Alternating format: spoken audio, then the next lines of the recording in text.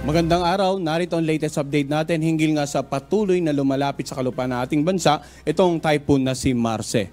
So, bahagya na namang lumakas ang bagyong si Marce habang patuloy itong kumikilos nga palapit ng extreme northern Luzon area. At kanina alas 10 ng umaga, ang tinatayang sentro nito ay nasa layong 115 kilometers silangan ng Apari, Cagayan.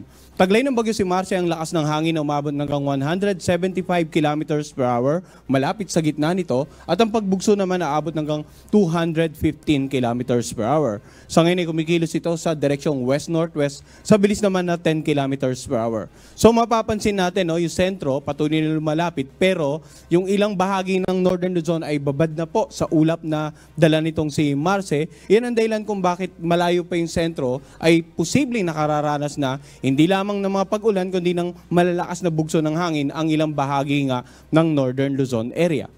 So ano nga ba inaasahan nating pagkilos ng bagyong si Marce? So ngayong araw hanggang bukas yung critical sapagkat kung mapapansin natin sa ating forecast track, posibleng ngayong hapon sa pagitan ng alas 2 hanggang alas 6 ng 2 p.m. to 6 p.m. ay either tumama ito dito sa may bandang northeastern part ng Cagayan, sa may bandang Santa Ana area, or dito sa Camiguin Island.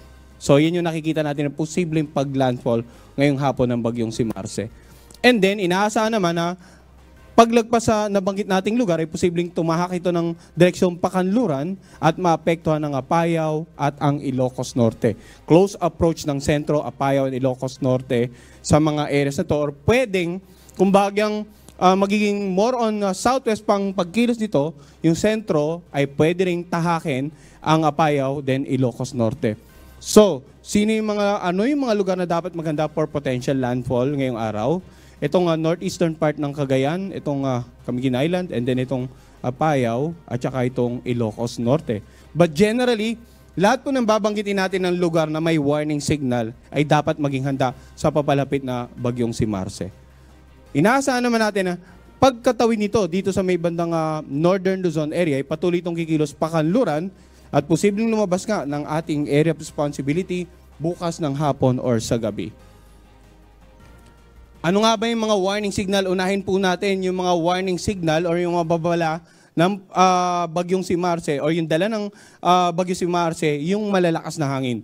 Pag meron tayong tropical cyclone wind signal number 4, inaasahan na posibleng ang lakas ng hangin dyan ay mula 88 kilometers per hour hanggang 185 or kilometers per hour. Signal na, or 184 kilometers per hour, no?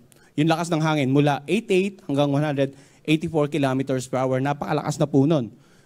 Northern portion ng Cagayan, including Babuyan Island, northern portion ng Apayao at saka ng Ilocos Norte, yung area na naka-highlight ng red, yan po, yung currently meron tayong warning signal number 4.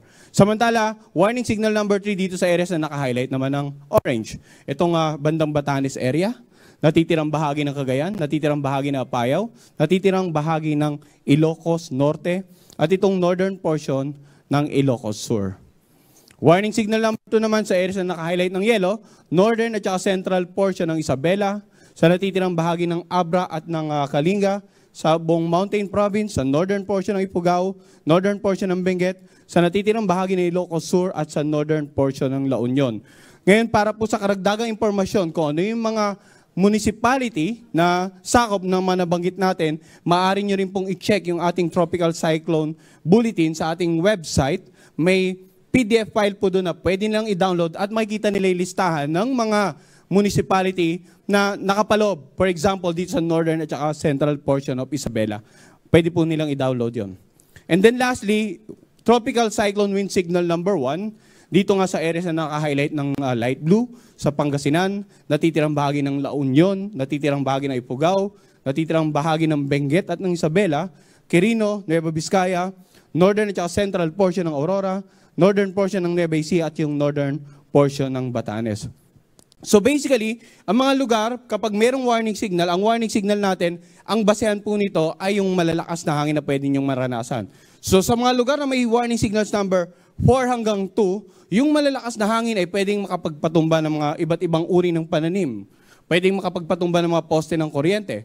Pwedeng makasira ng mga ilang struktura, mga bahay, lalong-lalo na yung gawa sa light materials. At bukod pa dyan, ay pwede rin ito magdulot ng maalon hanggang sa napakaalong karagatan sa mga paligid ng mga warning signal. Samantala sa lugar na may warning signal number 1, yung paminsan-minsan pagbugso ng hangin, bagamat minsan ay parang walang ganong epekto, pero same as with the other areas na may warning signal, as much as possible, ilang araw na tayo nagbibigay ng babala tungkol sa bagyong si Marce, hopefully nakapag-stockpile na po kayo ng goods, good for at least 24 to 48 hours para yung ngayong araw hanggang bukas, yung critical na araw or oras ay as much as possible nasa loob na lamang po tayo ng bahay, naghihintay ng update at patuloy ding nakikipag-ugnayan sa kanilang respective LGUs, local government unit at saka local disaster risk reduction managing officers para sa patuloy na mga gawaing pangkaligtasan against Typhoon Marce.